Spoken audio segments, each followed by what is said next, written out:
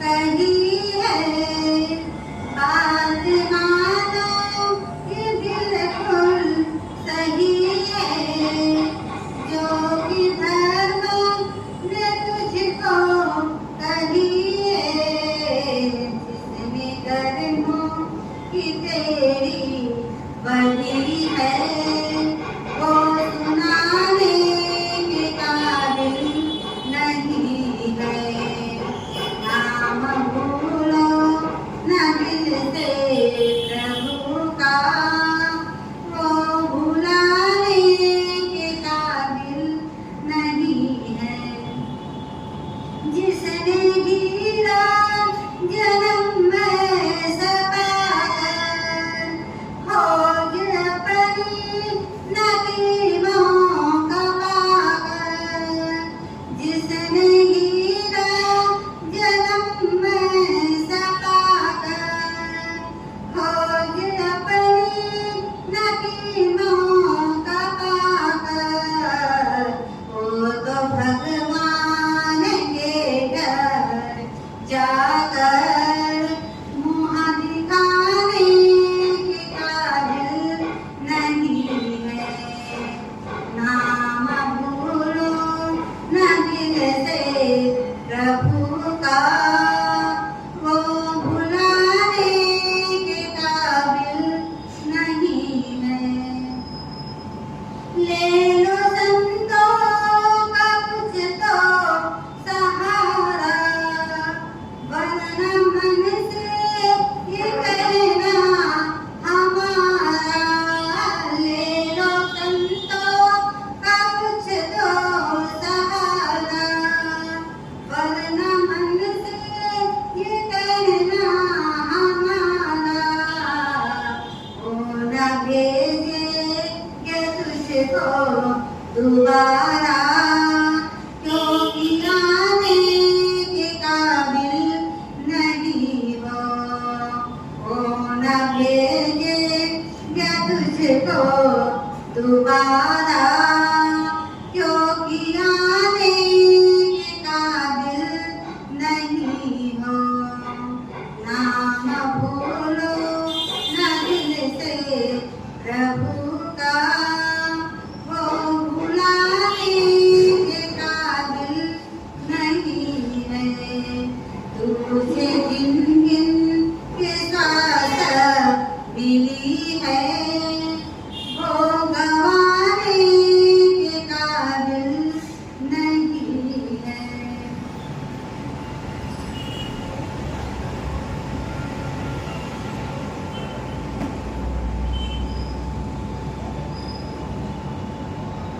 निरंजन निराकार महापुरुषों के चरणों में नमन।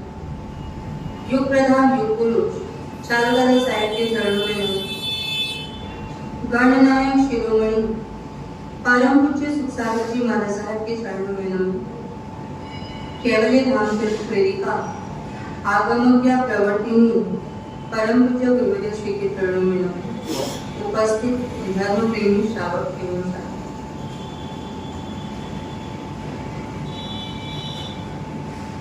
आत्मा को परमात्मा बनाने हेतु यह अद्भुत मानव जन्म आपको हमको प्राप्त हुआ।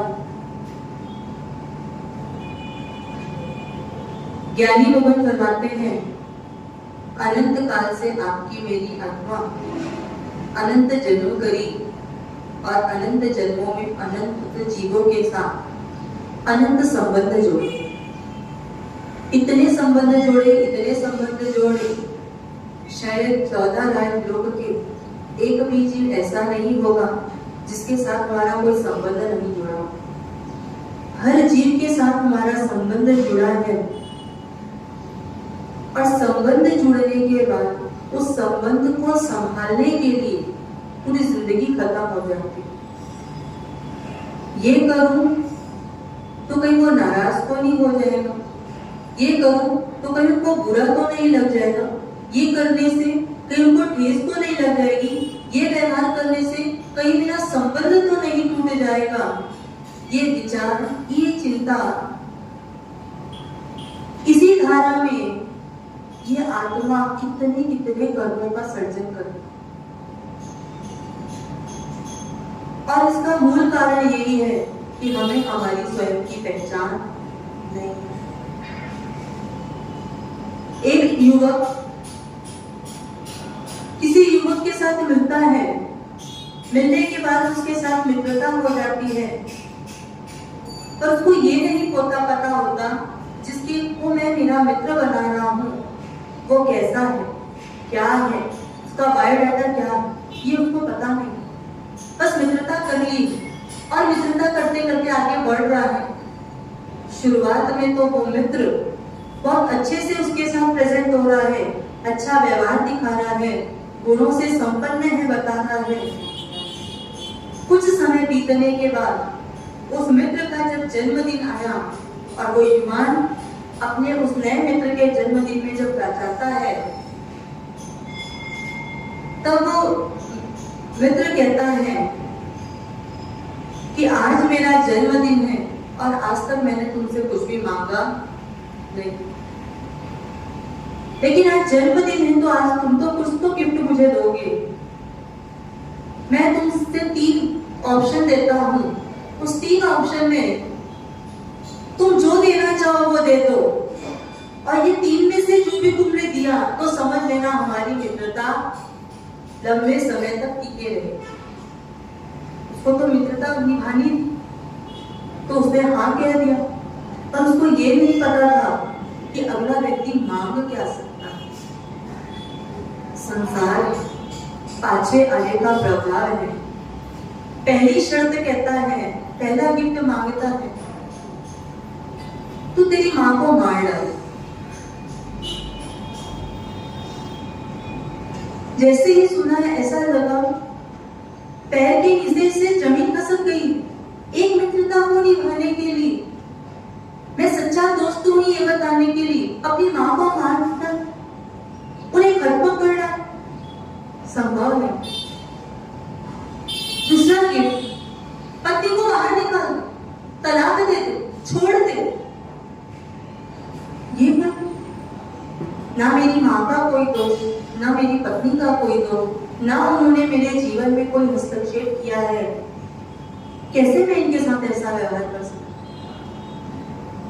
तीसरा गिफ्ट क्या है? तो तीसरा कहता है, या तो फिर मेरे घर में ये शराब की बोतल कटा दे, या तो मां को खत्म कर दे, या पति को घर से निकाल दे, या फिर शराब का सेवन कर ले। वो युवान असमंजस की स्थिति में आ गया कि क्या करूं? अगर 3 में से एक काम भी नहीं करता हूं तो मेरी दोस्ती यहाँ पर खत्म हो जाए। दोस्ती को खत्म भी नहीं करना चाहता और माँ और पत्नी के साथ संबंध विच्छेद भी नहीं करना चाहता हूँ, क्या करूं? विचार करते करता है, सोचता है और निर्णय पर आता है, क्यों ना शराब का ही सेवन करूं, ताकि दोस्ती भी मेरी टिकी रहे और मेरे रिश्तेदार भी मेरे साथ बने। पर क्या शराब का नशा ऊपर के दोनों गिफ्ट दिलवाएगा कि नहीं दिलवाएगा? एक शराब का सेवन, एक गलत आदत का सेवन, किसके लिए? एक संबंध को निभाने के। उसने शराब पी ली, शराब के नशे में चकचूर हो चुका है और नशे में ही घर पहुंचता है। रात काफी हो चुकी है, पत्नी दरवाजा खोलती है और इस हालत में पति को देख करके थोड़ी नाराज भी होती है, थोड़े धक्के भी लगाती है। सुनने के साथ पति को क्रोध किसका? शराब के नशे का। ऐसा भड़का और भड़क में गुस्से में ही पत्नी को घर से बाहर निकाल। ये हरकत जब माँ देखती है, माँ भी आती है, माँ भी समझाने का प्रयास करती है, तब कहता है मैं जो कर रहा हूँ सच कर रहा हूँ, कुछ भी गलत नहीं कर रहा हूँ। मेरे जीवन में तुमको दखलबाजी करने की जरूरत नहीं है। आज वर्तमान समय में किसी व्यक्ति का इंटरफेरेंस अपनी व्यक्तिगत लाइफ में कोई भी पसंद नहीं करता। जिस दिन से बड़ों का इंटरफेयर घर के बच्चों के लाइफ में बंद हो गया है, उस दिन से हमारी दुर्दशा चालू हो गई। उस दिन से दुर्दशा चालू हुई। माँ के ऊपर इतना क्रोध, इतना क्रोध, इतना क्रोध आया, बोल चाल बढ़ी और हाथ में छुरी लिया और माँ को खत्म कर दिया। एक संबंध, हमको लगता है एक संबंध, उसको हमको बचाना है, पर एक संबंध को बचाने के चक्कर में ये आत्मा पर कितने कर्म लग रहे हैं, कितने भारी पड़ रहे हैं। ज्ञानी भगवत भी कहते हैं एक संबंध ही बचाना है, पर वो कौन सा संबंध बचाना है? आत्मा और परमात्मा का जो संबंध है वो बचाना है।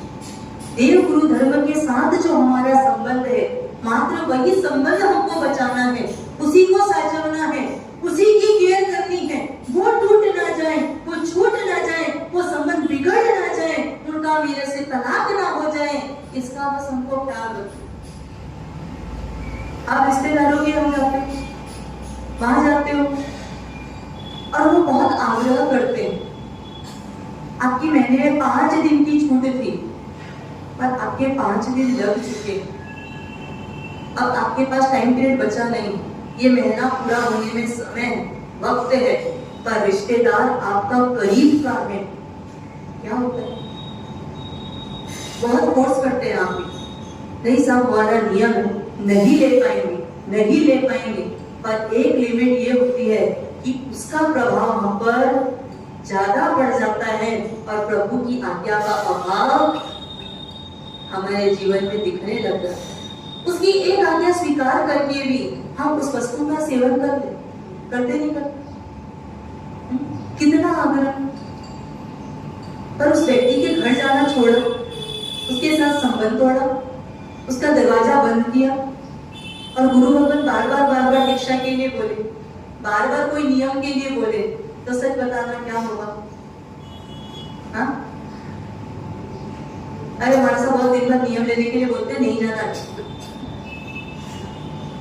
नहीं जाना ज्यादा अच्छा, ऐसा ही होता है। सच बताना, गुरु भगवान जबरदस्ती कोई नियम पकड़ा भी देंगे तो होगा क्या? गुरु भगवान को के कर्मों की नजर होगी।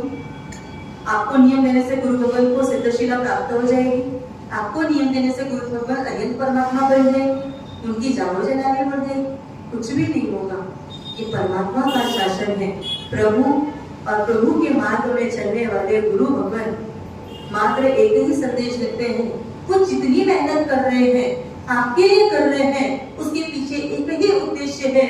जो स्थान उन भले जीवों ने प्राप्त किया है, शाश्वत सुख का स्थान प्राप्त किया है, वो शाश्वत सुख का स्थान इस विश्व के तमाम जीव प्राप्त कर ले। मात्र एक ही लालसा, एक ही तमन्ना, कोई प्रॉफिट की मांग नहीं, कोई इच्छा नहीं, कोई कामना नहीं, पर हमको वो बात हजम भी नहीं होती और स्वीकार भी नहीं। एकत्व भावना की बात चल रही है। एकत्व भावना भाने वाला जीव, उसको पता है अनंत की यात्रा में अनंती बार इसने अनंत रिश्ते बनाए हैं, अनंतों के साथ जुड़ा है, और ये अनंत रिश्ते, अनंत संबंध अनंत जन्मों में मात्र और मात्र बुलाने का काम है। आपके इस वर्तमान समय में, इस वर्तमान भाव में आपके जितनों के साथ संबंध है, परिचय है, सच बताना, एक ना एक बार हम लोगों ने बुलाया नहीं बुलाया? चाहे वो पति हो, चाहे वो बेटे के रूप में हो, चाहे वो सास ससुर के रूप में हो, चाहे माता पिता के रूप में हो, चाहे मित्र के रूप में हो, हर रिश्ता, हर संबंध हमारी आंखों से पानी गिराया है, पर क्या वो पानी आपके कर्मों को धोने वाला है? आंसू 2 प्रकार के होते हैं। आंसू 2 प्रकार के होते हैं। एक आंसू निर्वाण दिलाता है और एक आंसू निगोद दिलाता है। कौन सा आंसू चाहिए? संसारी संबंधों के पीछे, वस्तु पदार्थ के पीछे बहे हुए ये आंसू हमको निगोद जैसी दुर्गतियों की यात्रा करा देता है और प्रभु के लिए बहाए हुए आंसू सीधा सीधा निर्वाण की यात्रा करा। कुछ दे या न दे प्रभु अपने इस दीवाने को, दो आंसू ही दे दे चरणों में बहाने को। चंदना ने बहाए थे, गौतम ने बहाए थे, जब जब भी गिरे आंसू तुम दौड़े आए थे। दो बूंद ही काफी है प्रभु तुमको मनाने को। कुछ दे या न दे प्रभु अपने इस दीवाने को, दो आंसू ही दे दे चरणों में बहाने को। एक आंसू गौतम स्वामी ने बहाए और वो आंसू क्या ले गया? केवल ज्ञानदेव को। एक आंसू चंदन वाला ने बहाए, मजबूरन परमात्मा को लौटकर आना पड़ा और लौटकर आए, उसका फल क्या मिला? उनको भी सिद्धशिला मिल गई और सिद्धशिला भी नहीं मिली। ये दोनों के दो आंसू ऐसे निकले, ऐसे दिल से निकले कि परमात्मा का प्रथम शिष्य और प्रथम शिष्या होने का गौरव ये दो भव्यात्माओं को मिले। क्या वो आंसू हम बहा सकते? एक आंसू 18 देश के अधिपति कुमारपाल महाराजा ने बनाए। किसके लिए बहाए? अपने गुरु हेमचंद्राचार्य जी के लिए बहाए कि मैं कैसा बहाना हूं। 18 देश का मेरे पास साम्राज्य है, पर मैं मेरे गुरु को आहार दान नहीं दे सकता। और वो आंसू ये फल दिए कि आने वाली 24वीं के प्रथम तीर्थंकर के प्रथम गंधर्व कुमारपाल महाराजा बनने वाले। तो ये आंसू की ताकत है। हमने आंसू बहाए संबंधों में, वस्तुओं में, पदार्थों में, संसार के पीछे बहाए और ये संसार इतना बेईमान निकला जिसके लिए सब किया और उसके बाद में रिजल्ट में क्या दिया? आप दिन भर मेहनत करो, दिन भर सेवा करो घर की सबकी, और रिजल्ट में आपको अपयश मिले, आप करोगे? हाँ, करोगे कि नहीं करोगे ये बताओ? करना पड़ेगा ना? तो सच बताना, करना पड़ेगा। तो आप कैसे करोगे? बिना मन के करो, क्या करें? पल्ले बन गए हैं, घर में आ गए हैं, तो ये घर का करना पड़ेगा। जबरदस्ती करेंगे पर मन उसमें जुड़ेगा। सम्यक दृष्टि जीव संसार में रहता है, संसार का परिपालन करता है, पर कैसे करता है? जबरदस्ती करता है। मन नहीं लगता, मन नहीं जुड़ता, भाव नहीं जुड़ते, अपनापन नहीं आता, क्योंकि सम्यक दर्शन की प्राप्ति हो गई है। मन में विश्वास रखता है, अकेला आया हूँ, अकेला जाना है और अकेले ही भोगना है। यहाँ मेरा कोई नहीं है और कोई मैं, और मैं किसी का नहीं हूँ। आत्मा में वास करना है, क्योंकि ये आत्मा जिसको मैंने आज तक ध्यान नहीं दिया, मात्र वही है ऐसी चीज है जो मेरी अपनी, जो मेरा है वो कभी जाने वाला नहीं, और जो चला जाए वो मेरा है नहीं। पक्का बात, पक्की बात। तो नेकलेस घूम जाए तो दुखी नहीं होंगे ना? एक सेठ जी, नौजवान लड़का, युवा अवस्था को प्राप्त हो गए, संस्कारी है। सेठ जी के अंदर भी धर्म इतना रचा पचा है। प्रवचन का समय हो 9:30 बजे तो सेठ जी पहुंचते थे 9:20 अपन कितने बजे आते हैं? कोई 10:10 में भी आ जाता है, कोई 10:35 में भी आ जाता है। और हमारे दादाजी बैठे हैं जो डेली 9:05 में आते हैं, 9:05 में यहाँ आ जाते हैं, क्योंकि गुरु भगवंत के आने के पहले श्रावक वर्ग को आ जाना चाहिए। वो सेठ जी प्रतिदिन प्रवचन श्रवण करने आते। एक दिन सेठ जी आए नहीं और आके पहली लाइन में ही बैठते थे, तो गुरु भगवंत का भी ध्यान बराबर रहता था और धर्मनिष्ठ थे। गुरु भगवंत ने देखा आज सेठ जी नहीं आए, 10 मिनट विलंब किया पर नहीं आए, समय है।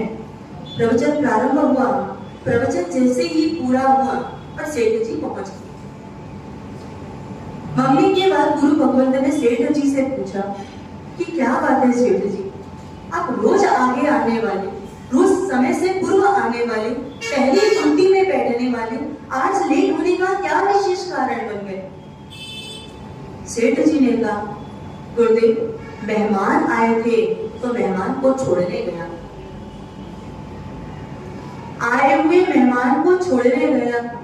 बात गुरु भगवंत को हजम नहीं हुई, आसपास खड़े हुए समाज के सदस्यों को भी हजम नहीं हो रही है। सेठ जी धर्मनिष्ठ मेहमान के लिए जिनवानी को छोड़े, उसमें लेट आ गए, कैसे संभव है? गुरु भगवंत ने पूछा भाई बात नहीं समझती, ऐसा कैसे हो सकता है? तब पास में खड़ा हुआ एक व्यक्ति कहता है गुरुदेव आज ही सेठ जी का नौजवान बेटा इस संसार से विदा हो गया, उसका अग्नि संस्कार करके तुरंत आपके चरणों में मेहमान था, आया था, मेहमान चला गया, उसको पहुंचाने गया। लगता है मेहमान है। पतिदेव कौन है? मेहमान। बच्चे कौन है? मेहमान। संसार की तमाम वस्तु, तमाम व्यक्ति, सब क्या है? सिर्फ और सिर्फ मेहमान। और मेहमान कैसा होता है? मेहमान कभी भी परमानेंट नहीं, अमुक समय के लिए ही मेहमान आते हैं। तो जो संबंध है सब अमुक समय के लिए है और अमुक समय पूरे होने के बाद ये सब संबंधी हमको छोड़ करके चले जाएंगे। आपका घर का एक बच्चा अगर आपके साथ ट्रेन में या फ्लाइट में सफर कर रहा हो, उस 2-3 घंटे के सफर में किसी बाजू वाली सीट के बच्चे के साथ आपके बच्चे की पहचान हो जाए, उसके साथ खेलने लग जाए और 3 घंटे के बाद जब फ्लाइट आपकी लैंड करे, आप अपनी दिशा में और वो अपनी दिशा में, और उस समय आपका बच्चा रोने लगे कि मेरे को वो बच्चा चाहिए, मेरे को उसके साथ रहना है, आप क्या कहोगे? क्या कहोगे आरती? हाँ सरिता जी, संभव है? उस बच्चे को क्या समझाएंगे? अरे पागल है क्या, वो अपने साथ का थोड़ी है, वो तो कौन है आप जानते भी नहीं है, वो तो एक राहगीर है।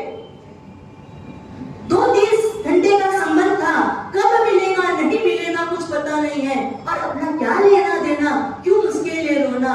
सम्यक दृष्टि जी, परमात्मा के शासन की आत्मा, परमात्मा बनने वाली आत्मा सोचती है 25-50 साल के लिए ये पत्नी मिली है, ये बच्चे मिले हैं, ये संबंध मिले हैं, और ये 25-50 साल के लिए अनंत गमों की अनंत सुख को कौन दांव पर लगा सकता है? लगा सकते हैं? हाँ, 25 साल का संबंध है, शादी 25 साल का हो गए, 25 साल, ज्यादा से ज्यादा 50 भी मना सकते हो या 75 भी मना सकते हो। आज तक मैंने तो नहीं सुना किसी ने अपनी शादी के 100 साल मने किसी के।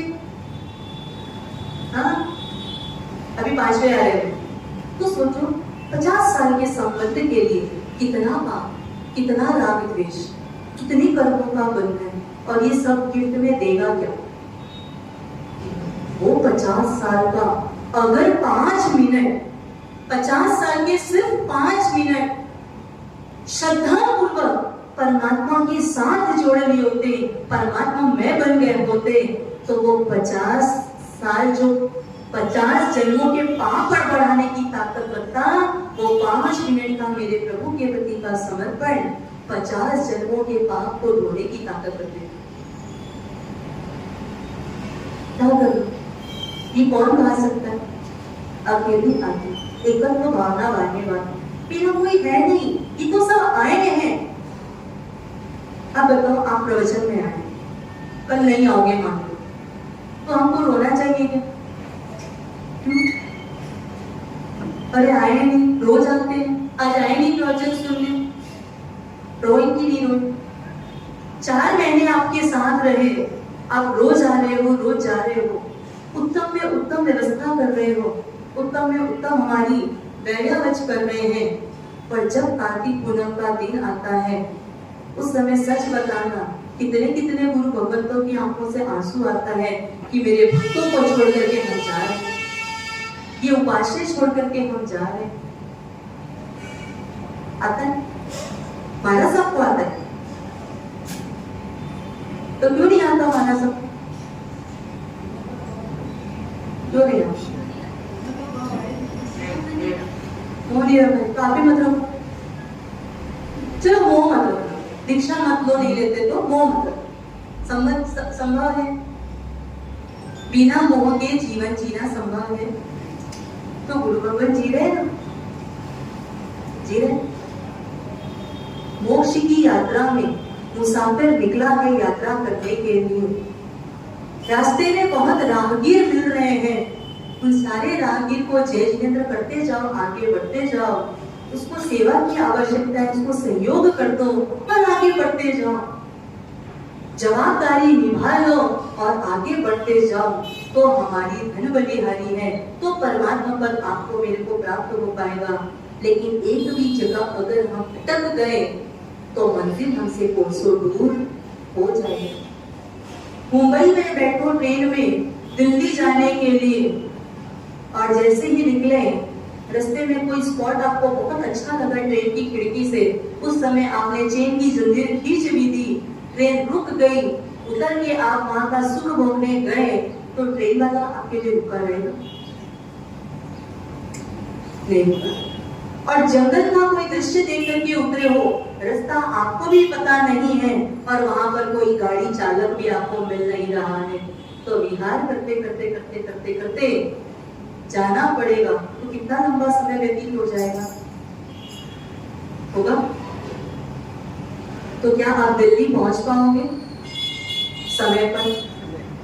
बस यही घटना हमारे जीवन में वर्तमान में चल रही है।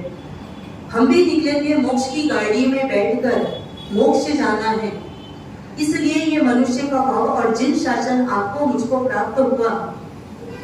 पर एक कोई दृश्य देखा और उस दृश्य में हम अटक गए हैं, और ऐसे अटक गए हैं कि अब चलना चालू करते हैं तो हमको कोई रास्ता दिखाई नहीं पड़ रहा है। समय को समझे, अपने जीवन की मूल्यता को समझे, महत्व को समझे, परमात्मा के शासन की मूल्यता समझे, और इसको समझकर अपने मोक्ष पद पर, अपने लक्ष्य पर आगे बढ़ने का प्रयास आगे करना है।